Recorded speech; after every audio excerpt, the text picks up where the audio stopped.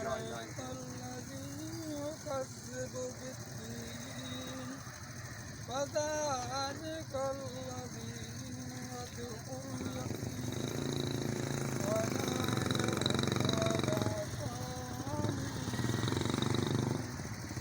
وويل للمصلين الذين هم عن صلاتهم ساهون الذين هم يراءون ويمنعون الماعون آمنت بالله صدق الله العظيم. اللهم صل على سيدنا